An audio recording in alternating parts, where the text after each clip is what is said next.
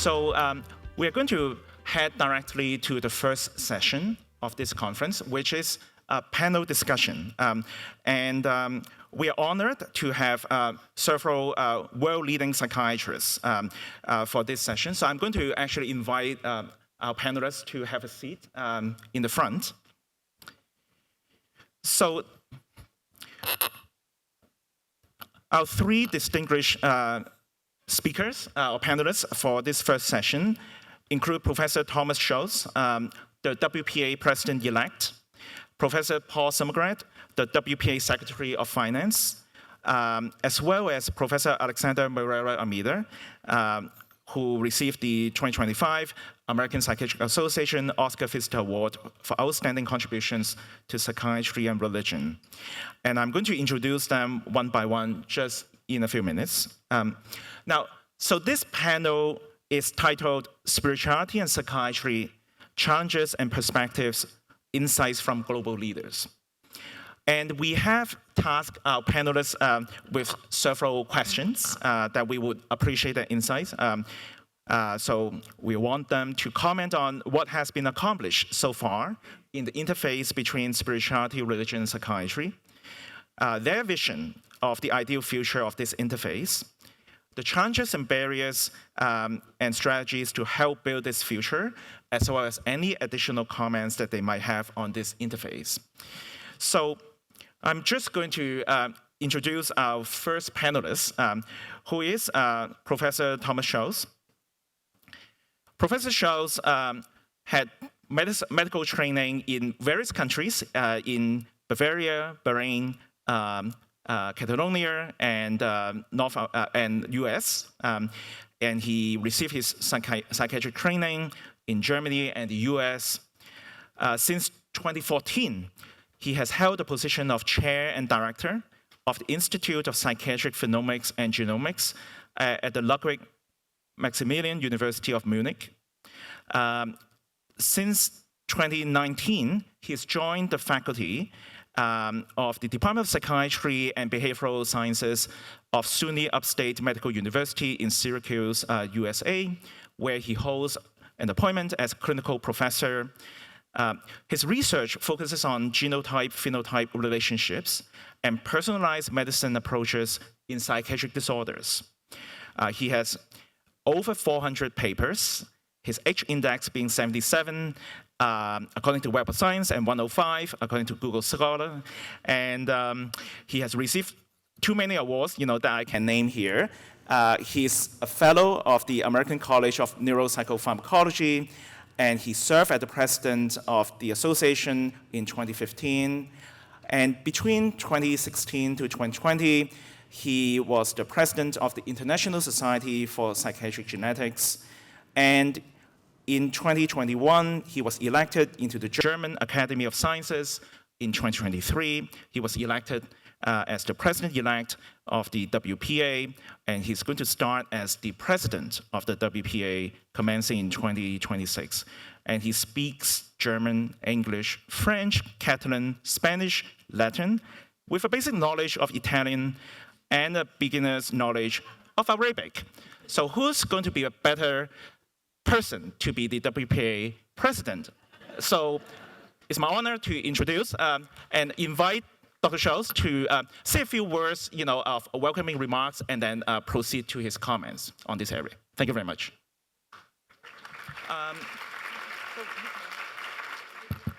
Good morning, everyone. Well, first of all, thank you, Jay Allen, for these very kind words, and thanks for having me.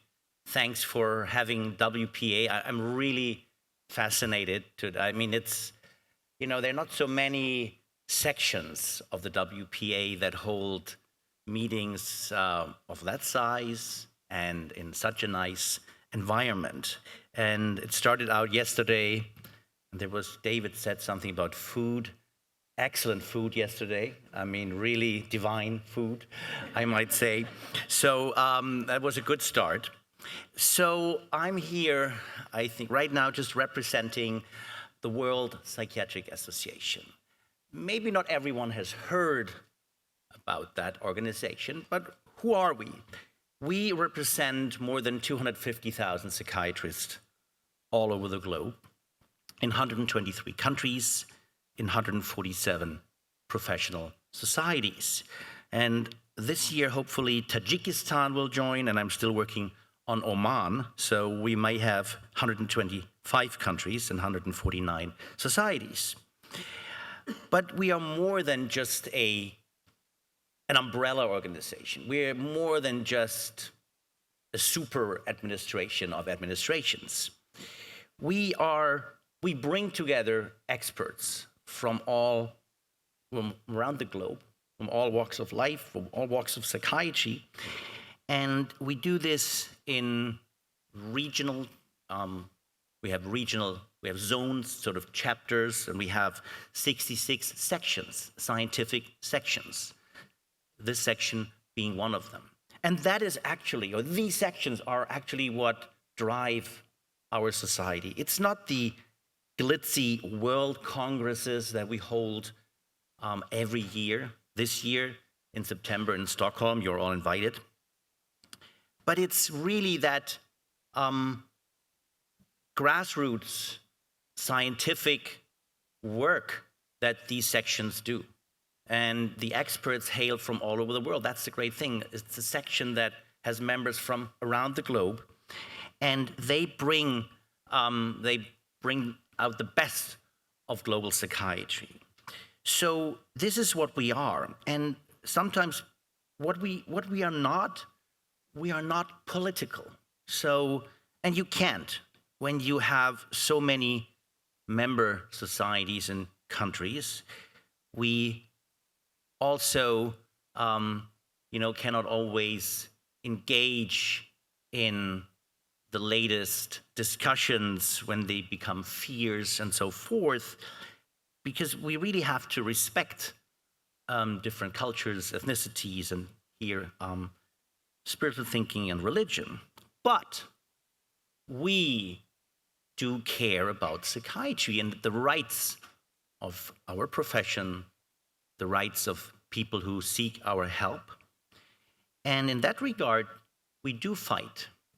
And that is, for instance, when psychiatry is at risk of being abused. I'm not naming countries now, but we have made statements and we will continue to do so. Also, we sometimes have to speak out. Recently, last year, when there was a paper by the WHO making some statements about ECT that were really not that great and that perpetuated old myths, we teamed up with the European Psychiatric Association, the American Psychiatric Association, and produced a paper in Lancet Psychiatry setting the record straight. So we do stand up for psychiatry. In order to do so, we need all of you, and we need the debate. We need room for debate, and that's why I'm so honored and happy to be here, to be part of this debate. This is what drives WPA. This is what drives psychiatry and global mental health. Thank you very much.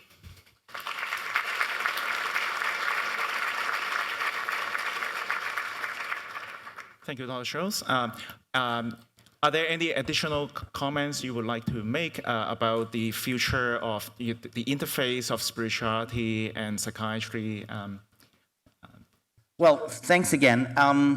So right now, I think psychiatry is again making headlines. We have our Secretary for Health and Human Services coming out, starting a discussion on SSRI. Well, I mean, I think it's always good to be in the media. I think it's nice when people discuss things. It's better than not discussing things. And so we are in the media again. Also, which is really interesting, that's another topic. I think we are the only field, psychiatry, that has an anti-psychiatry. They are not anti-surgeons, they are not anti-ophthalmologists, but they're anti-psychiatrists who are psychiatrists. And they weigh in. But that's a different topic. But it's, again, I like debate, and I think it's interesting. So, but what this debate now with SSRIs and so forth, I was thinking, wait a minute. I mean, when I started my training in 1997, I mean, from the very first day, I was taught that psychiatry is more than just drugs, and it's psychotherapy. It is other therapies, and of course, we would taper off patients, and I was taught to do so.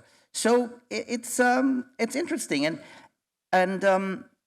but I think this discussion is good because it really requires us to think that we should think out of the box. And when I started, even psychotherapy that was in Germany back then was not really part of psychiatry. I mean, it was, but not in the official training. So you would become a licensed, board-certified psychiatrist. But when I started my training, it was just in the middle of this change where you had to do like a lot of psychotherapy training. And then the certification is now in Germany for psychiatry and psychotherapy. And I remember when I then went to the US for postgraduate training and so on, and I proudly stated that I'm a psychiatrist and psychotherapist, people told me, don't do that psychotherapy thing there because there's so many therapists out there, just say that you're a psychiatrist. So that was interesting. So apparently at that time, it was still considered, well, maybe not so good. Then, in my WPA job, I travel a lot, and then you go to places like Central Asia, Uzbekistan, Kazakhstan, and there, for instance, psychotherapy is really not really part of it. It's a very, kind of strict, kind of Russian-inspired authoritarian psychiatry, but things are changing. So things have changed. We are now talking about adding more or looking more at physical activity, at sports, and even food. And even in the multi-omics field where I sort of work in, we now think of metabolomics, lipidomics, and microbiomics. So we see there's more than just drugs. But definitely one thing is missing, and it's spiritualomics, right? This is missing. And I think there is, if you think of it, when you take history, and when you have a patient, doctors still have problems asking certain questions. I mean, it starts with bowel habits, right? Bowel movements, passing winds. Do we really ask it? Yeah, we ask, but kind of, well, what about your bowel movements? Check, whatever. So we don't, and we know this is important pieces of information, and kind of brush over it. Even worse, maybe sexuality, sexual behavior, sexual side effects, and we know that's really important for us, right? For our field, for our medication, and so we brush over that too. But what we really don't do is ask about spirituality and religion. I mean, there's no checklist, I think. Maybe there may be one, but I'm not aware of that, and it's not something that we ask. But think about it. I mean, there are only maybe a handful of major religions in terms of like covering the whole planet. And so it's such an important part. And then those who do not belong, who are self-declared atheists, okay? So it's maybe 6 major groups covering 95% of world population. So it's such an important part, and we don't ask about it. So I think, and that's why I'm so glad that this section, this conference takes care of this. This is something that needs to become a mainstream psychiatry. This needs to be part of whatever we do, because religion, spirituality can be a burden, can be a problem. A person may not fit in, maybe is under a pressure, but it can also be a resource. I started, when I started as a young researcher, I went to a conference in Saudi Arabia talking about genetics, and people asked me about, well, this was in Riyadh, the general public, and they asked me about, well, we don't believe in that. We believe it's spirits, evil spirits, or jinn, jinni. And I said, well, maybe I don't know, but you know what? If the medication works and it helps, maybe the medication actually does something with that evil spirit. And the person then actually liked that answer, so we could connect. And another religion, spirituality, can, as I said, can be sometimes people may be pressured, and that's why they may develop symptoms. Maybe they're under such a pressure to fit in, and they don't really feel like that they want to belong to that religion. But on the other hand, it can be a resource. I work very closely with the Amish Mennonite communities for genetic studies in North America, but also Mennonites in Paraguay and so forth. And there, actually, mentally, or patients with mental issues, illness, psychiatric illness, they actually fit in very nicely because, they just take it as something, somebody is tall, another one is short, and another one has bipolar disorder. It doesn't matter. They're all children of God. And so there, it's a resource. So all these factors, I think, we haven't really accounted for yet, and we need to do this. So I'm stopping here. But I think this is great what you do because it's urgently needed. Thank you.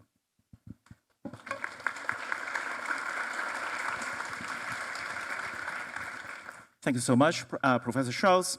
So our next panelist is Professor Paul Summergrad, who is a professor of psychiatry and medicine at Tufts University School of Medicine and chairman emeritus of the Department of Psychiatry at Tufts Medical Center.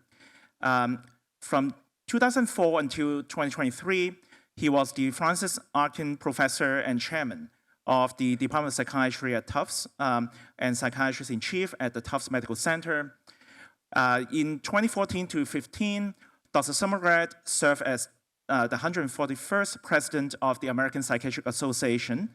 And under his presidency, he actually founded the APA Mental Health and Faith Community Partnership. That was a major driving force in the APA in this area. So we are really thankful for Professor Summergrad, for that initiative. And Professor Summergrad also currently serves as Secretary of Finance of the World Psychiatric Association, the WPA. And he is a physician board certified in psychiatry, internal medicine, and psychosomatic medicine. He has many papers and awards that I won't have time to list, but we would very much thank his time for coming today, and we would like to hear from his wisdom on the interface between spirituality and mental health. Professor Summergrad. Thank you, Professor Fung, and thank you all for being here, and grateful that the work of Dr. Fung and Dr. Rosemary and the entire group, both within WPA and outside of that, can bring all of us together.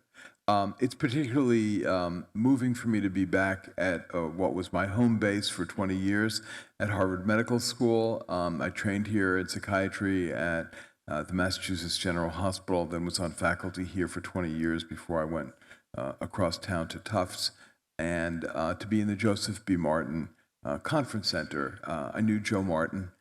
He was a wonderful man, and he was a neurologist, but he had a very strong interest in psychiatry and the interfaces between neurology and psychiatry, which I think are also very important for our discussion and our story here over the next couple of days.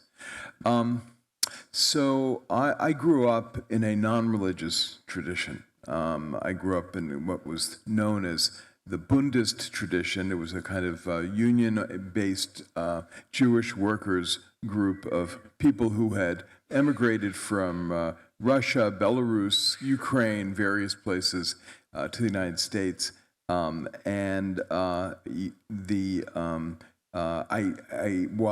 I learned and was connected to my cultural identity, I didn't really have much of a spiritual identity. But since my family was relatively far to the left, I guess I really had probably no place to go to move a little bit, at least to the right. When I was in my 20s or before, I went through what, in retrospect was probably a fairly severe spiritual crisis, although the psychiatrists I saw at the time, or my family attempted to have me see at the time, who I rejected, thought I was depressed and probably thought I needed to be on medication, which I thought was a really stupid idea. And I went off and I spent essentially 4 years doing relatively intensive Zen Buddhist meditation in upstate New York at the Rochester Zen Center, at the end of which I discovered I was a Jewish kid from New York City and wanted to be a psychiatrist, which is kind of where I had been when I was 15.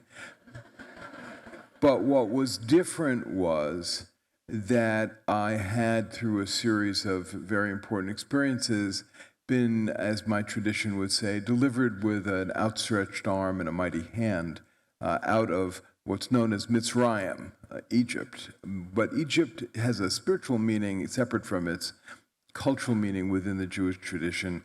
And it's the Red Sea, the splitting of the Red Sea, is also sometimes known as the narrow straits. So what does it mean to be in the narrow straits? And aren't we all really always in some measure in the narrow straits? I've seen in my life a fair amount of loss. It comes back to me now for a variety of reasons.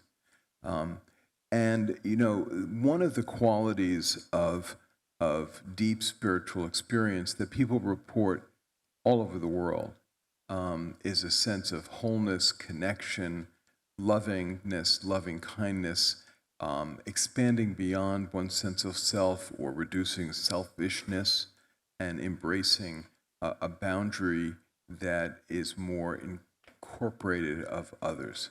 The last night when we had the introduction, I was incredibly jealous to discover that one of my predecessors as the president of the American Psychiatric Association, Joe English, who was a pretty devout Catholic, Joe had managed to somehow wangle an invitation for the leadership of the American Psychiatric Association and the World Psychiatric Association with Pope John Paul II. I thought, that's a pretty good gig. And then I went online to read about this because I wanted to see who had been there, and I found Pope John Paul II's remarks, and they were really so deep, and they were so profound. And his understanding of the sensitivity and the intimacy that's associated both with spirituality and with psychiatric illness. Why do we have anti-psychiatry? Why do we have the kind of reactions to psychiatric illness? Part of that is because our treatments are imperfect, our definitions of disorders are imperfect, but part of it is because the things that we deal with when we deal with spirituality and we deal with psychiatric illness are the most intimate things that we can deal with in terms of human beings. All of us live within our own consciousness. We all have our own proscenium. We may see things in common, but we have our own internal world that we live with. And how we feel about that world, how we feel that we're judged in that world, how we see ourselves, the sense of failure, the sense of achievement, all of those things are about as close to us as anything can be. So when we touch that work and when we touch those parts of people, it's inevitable that it's an area of enormous sensitivity. I was once a third-year medical student, and I watched surgeons. In the old days, surgeons actually examined patients. They didn't just go off and get MRIs and CAT scans. And if you would watch a surgeon, as I had the opportunity to do, examining a small boy, a 7-year-old, with what we would call a hot abdomen, and they had a painful right lower quadrant. How did they do that? Very, very carefully. And they didn't start where it hurt. They start far away and move slowly towards where it hurts.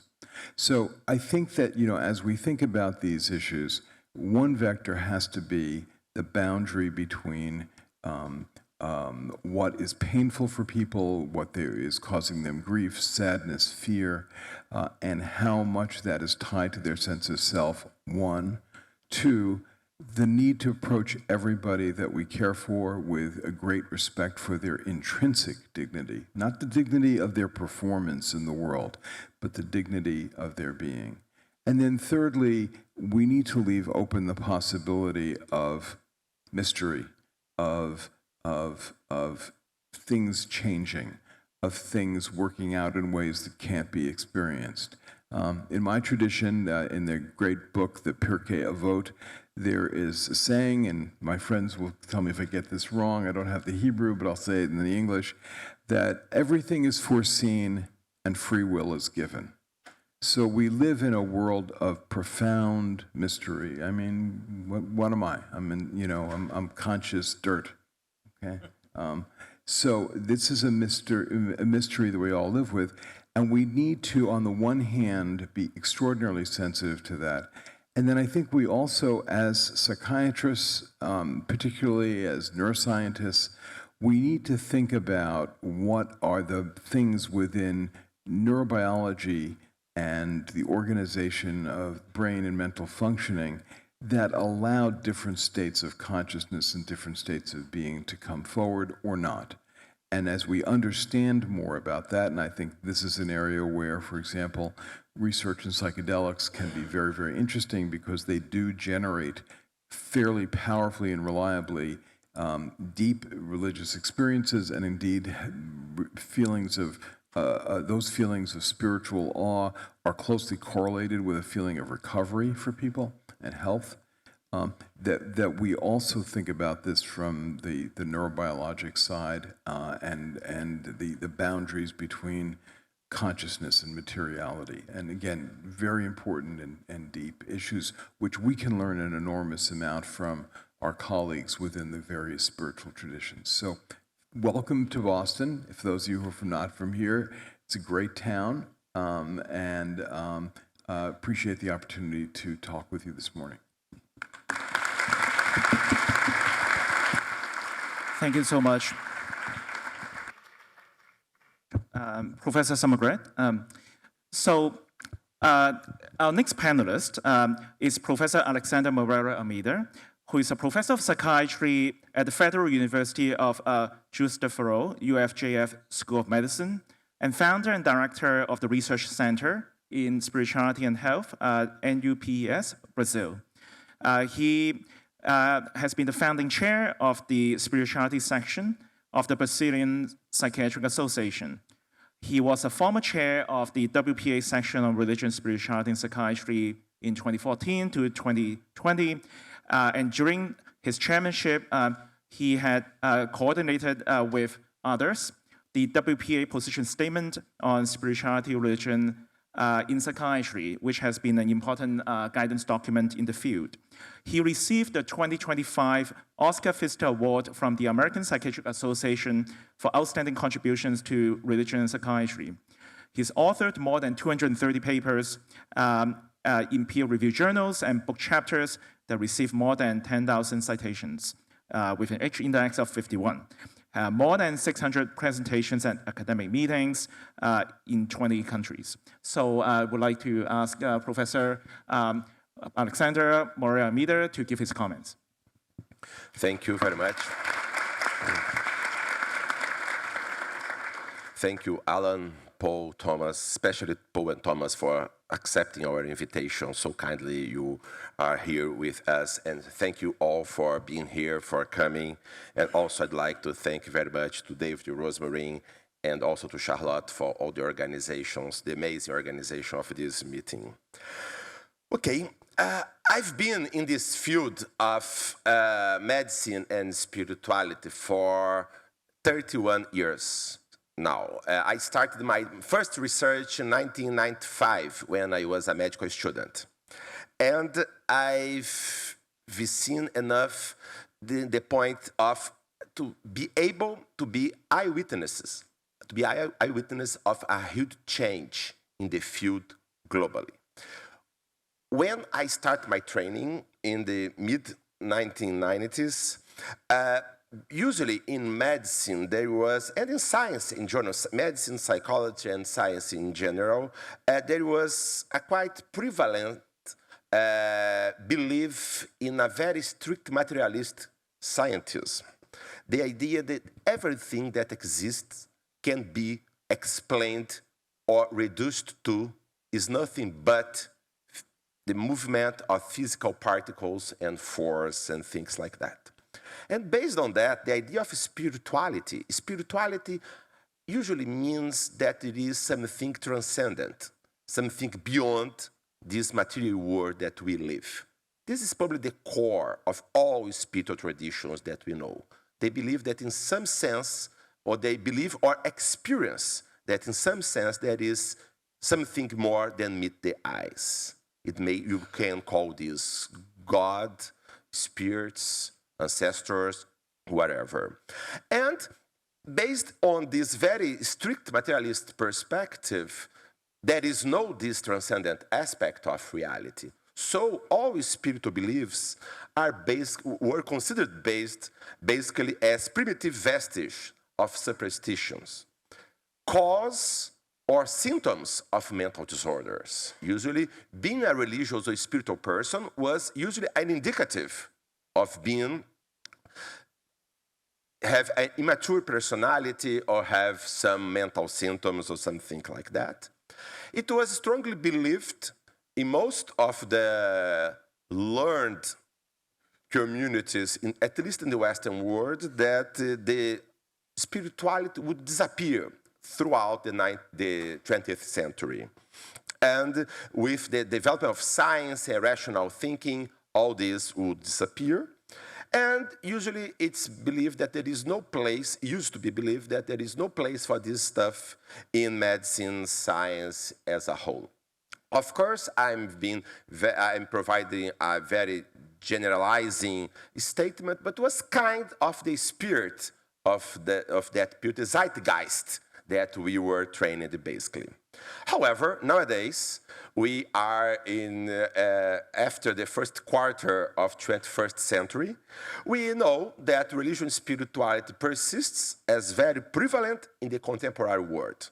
Just to give an example, the more recent surveys shows that 3/4 of the whole population, the world's population, has some religious affiliation. And even in those 1/4 that has no religious affiliation, by large, most has some spiritual beliefs, spiritual practices, or something like that. Just to give an example, a recent survey from Pew Research Center involving 36 different countries around the globe, in all continents, they were not able to find any country in which more than 30% of the general population does not accept some sort of transcendent beliefs, like God, life after death, or there is something in the nature beyond matter.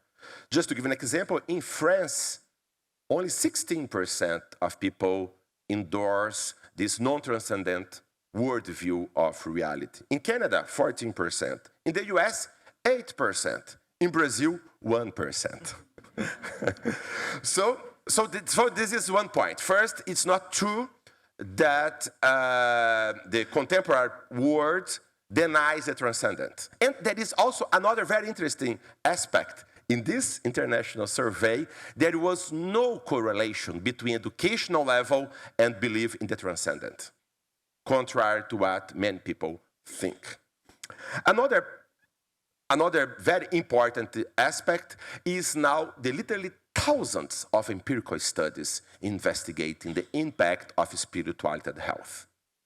So, for example, the Handbook of Religion and Health, edited by Harold Koenig, John Petit, who is here, and Tyler Van der Wiel from Harvard, the 3rd edition. They revised, they made a wonderful systematic review in the 3rd edition that just came out at Oxford University Press, revising thousands of empirical studies showing with no doubts about the importance of the prevalence and the impact, usually positive, but also maybe negative, of spirituality and religiosity on health. So we cannot deny this. So it's interesting because in the beginning it was believed that it was unethical and unscientific to approach spirituality. Nowadays, the game has changed. There is a complete plot twist nowadays is unethical, it's unscientific not address these issues because it's so prevalent and because the impact of this on spirituality. And based on this, nowadays, spirituality and religion is now part of mainstream medicine and psychology.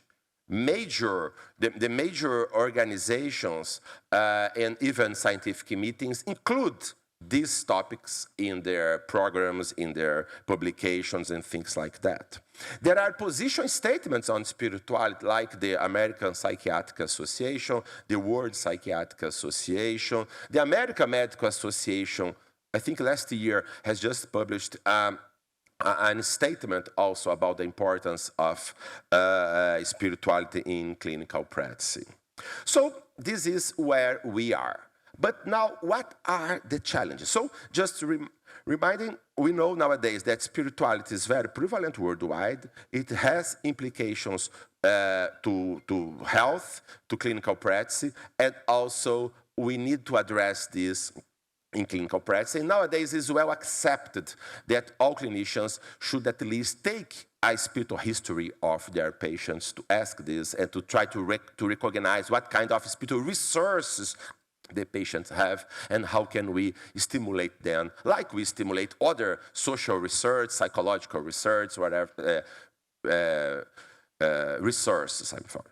And now, what are the challenges that what we need to do now, in my perspective, and of course discussing with many colleagues, and these are some topics that I'd like to share with you and to help us to think how can we develop this. First is to spread the knowledge. Most people nowadays, even in their scientific training or in their professional training in medical schools, in psychology schools, in their PhDs, they are not aware of this huge amount of knowledge, scientific knowledge that exists in this field. Okay?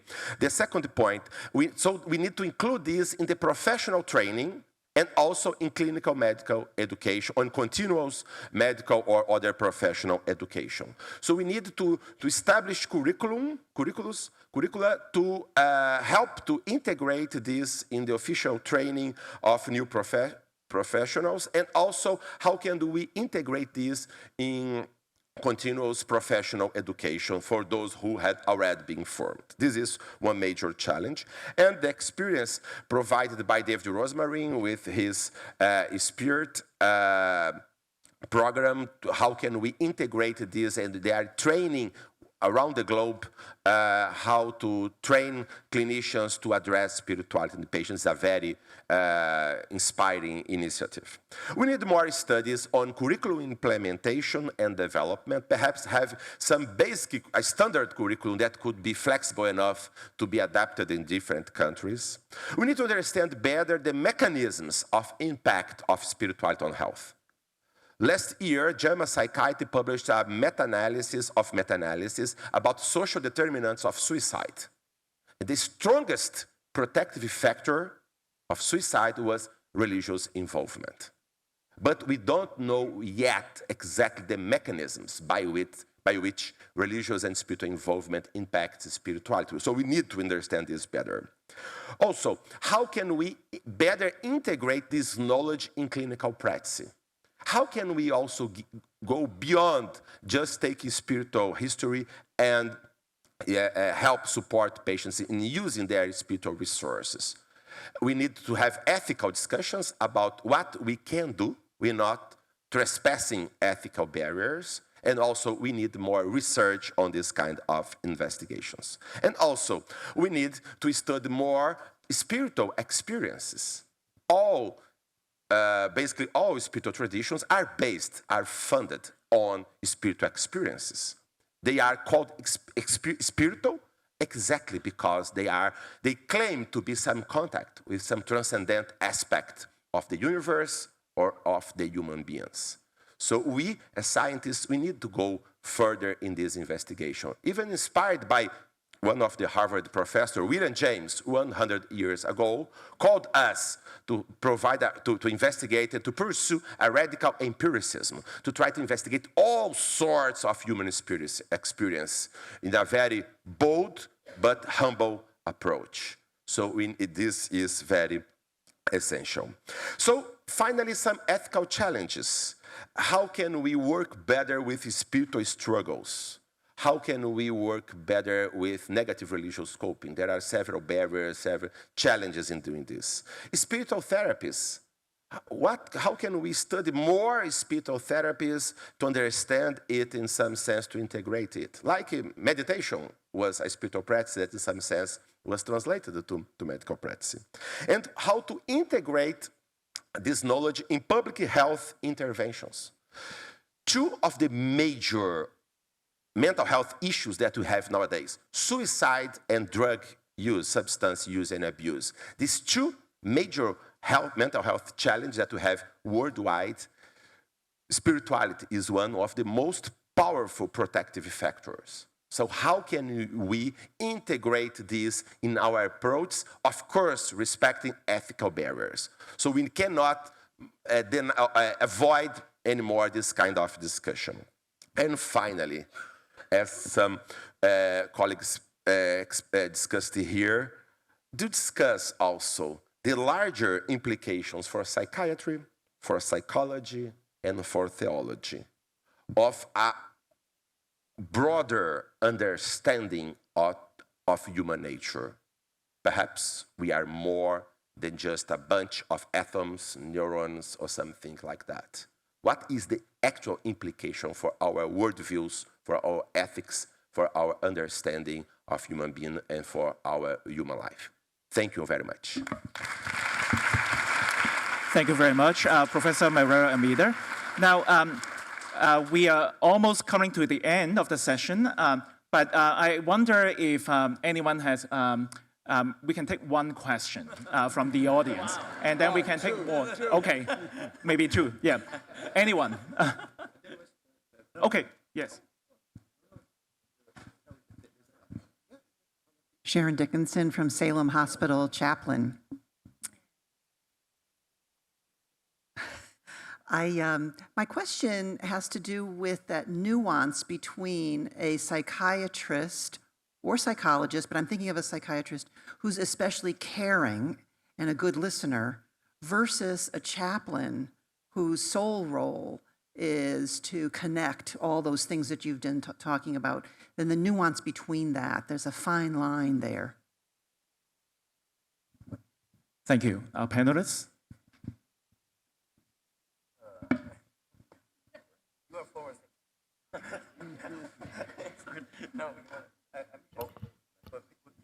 So I think, you know, people present in all sorts, people come in through all sorts of doors, right? And you don't always know what's walking in, and you have to think about all sorts of things that come about in people's lives. You know, I'm a psychiatrist who happens to be, you know, I'm a physician, so there are people who come to see me, and people think they're depressed, and they turn out they're, you know, a week later they're in the ICU with myasthenia gravis, you know, crisis. There are people who are presenting because there's a social crisis or whatever. I think for people who work, and this was part of the reason we developed the American Psychiatric Association guide for faith-based individuals, was that because so many people do present to their religious leaders, what's the boundary? When do you kind of want to call in a referral? You know, is when, and again, you know, it's too complex to talk about in a short period of time, but basically, you know, when are things not working in the way in which you would hope they might work, or if there's some other set of crises or risks that are evolving that are more potentially out of control or life-threatening. And so I think that's one area, particularly for people who work in faith-based traditions. Your question just made me wonder, maybe we should really start a new approach. Right now, if you think of chaplains in a hospital, when are they active? Well, you know, it's at the end of life, and you no. I'm just saying, in my daily practice, when couldn't we have a scenario where the chaplain is part of the daily rounds? You know what I mean? So I mean, so I'm just thinking of this, because yes, every university hospital, every hospital has a chapel, has a chaplain, whatever, and people, people know that they can go there. But as we just learned, like in Brazil, it's only 1% who don't believe in transcendent. But there's definitely a majority of people who have these needs, but they don't want to talk about it. They're afraid of talking about it. So the chaplain should not just come in when there is a problem, when there's a serious problem. Not only end of life, but I think maybe this is something we have to kind of work on. That this is, we have, in psychiatry, we have the psychiatrist, like in the mental health field, psychiatrist, psychologist, psychotherapist, social worker, they are all, and the nurses, they typically are all part of the rounds, right? The morning rounds or something. Why not add the chaplain? I mean, it just comes to my mind right now here, so. Just a final thought on this. I think what should join us, psychiatrists, psychologists, chaplains, all the people, we are united by our devotement to promote the well-being, the health and flourishing of the people who seek our help. I think that is the essential. And of course, there will be many intersections. Sometimes we as psychiatrists need to talk about the spirituality of patients. And of course, the chaplains will discuss with patients about their understanding of their symptoms and things like that. So we need to work together and not only to want to have only me on I can really deal with this stuff. I think we need to work together. Of course, there are specialities. The psychiatrists, we studied mental disorders, the factors that can promote health and the treatment and things like that. Like psychologists, they have their own specificities and chaplains, but we need to work together. I think that is the essential, have the common good as our main goal. Thank you very much. On that note, and at 9:54, I'm just going to formally wrap up this session, but I would like to thank our three panelists, psychiatric leaders, who have really set the stage for the conference. And so enjoy the rest of the conference, and thank you again.